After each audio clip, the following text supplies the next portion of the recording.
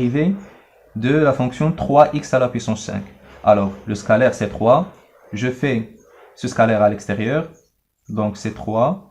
Et je garde la dérivée de x à la puissance 5. Et j'aurai enfin, c'est 3. C'est quoi la dérivée de x à la puissance 5? C'est 5x à la puissance 4.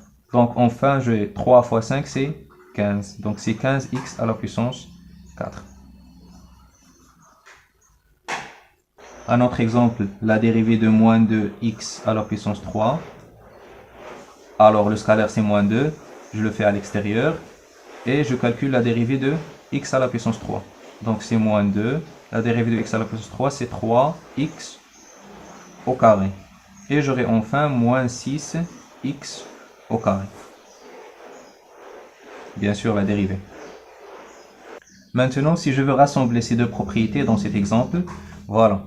Si on considère une fonction 3x à la puissance 5 plus 2x à la puissance 3 moins x plus 7, je cherche la dérivée de x. Donc, c'est quoi? C'est la dérivée de 3x à la puissance 5 plus 2x à la puissance 3 moins x plus 7.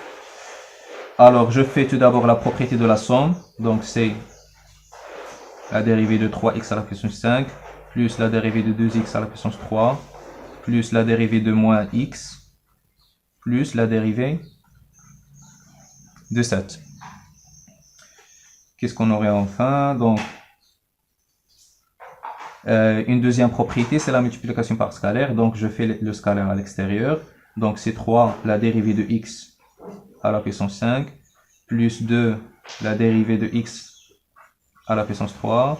Alors, moins, ça veut dire je fais moins 1 à l'extérieur. Donc, c'est moins la dérivée de x plus la dérivée de 7. Donc, c'est 3, la dérivée de x à la puissance 5, c'est 5x à la puissance 4. Plus 2, la dérivée de x à la puissance 3, c'est 3x au carré. Moins la dérivée de x, c'est 1. Et la dérivée de 7, c'est une constante. On a dit que la dérivée d'une constante égale à 0. Donc ça, c'est 0. Et enfin, j'aurai 3 fois 5, c'est 15x à la puissance 4, plus 6x au carré, moins 1.